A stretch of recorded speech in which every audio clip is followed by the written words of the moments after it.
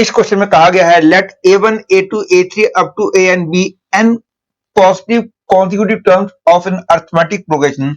If d greater than 0 is its common difference, then you have to find this limit. ये clear है कि इस question को यदि नॉर्मल वे से करेंगे तो लेंथी होगा, लेकिन मैं इस क्वेश्चन को एक स्मार्ट वे से करूंगा। उस स्मार्ट वे से मेरे सॉल्यूशन की लेंथ बहुत कम हो जाएगी। हाउ आई विल डू, सी।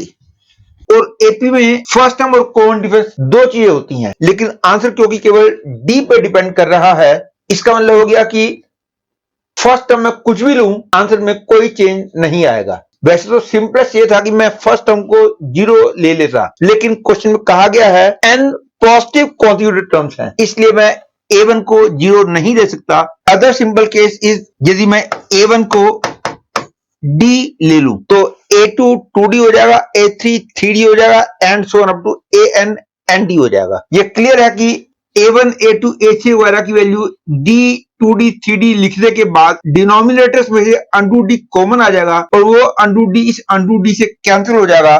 मतलब कि ये श्योर है कि आंसर में d नहीं आएगा। तो इसका मतलब हो गया सेकंड चॉइस और थर्ड चॉइस तो पक्का गलत होंगे। अब फर्स्ट और फोर्थ में से कौन सी चॉइस करेक्ट है, इसके लिए मेरे को लिमिट्स निकालनी होगी। वैसे क्वेश्चन इसके बाद बहुत आसान हो गया है। क्वेश्चन बन जाएगा limit n tends to infinity 1 by root n into 1 by root 1 plus root 2 1 by root 2 plus root 3 and so on up to 1 by under root n minus 1 plus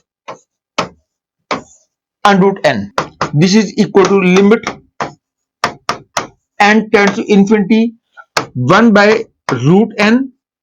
और अब मैं हर एक को रैशनलाइज कर दूं तो I will be getting under root 1 minus under root 2 upon 1 minus 2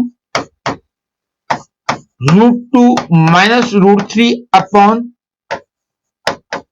2 minus 3 and so on up to under root n minus 1 minus under root n upon minus 1, and this is equal to limit n tends to infinity 1 by under root n।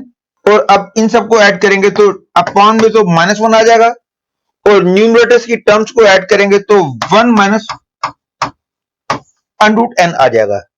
That is I will be getting limit n tends to infinity 1 by root n into root n minus 1, that is I get limit n tends to infinity 1 minus 1 by root n, and clearly the answer will be 1.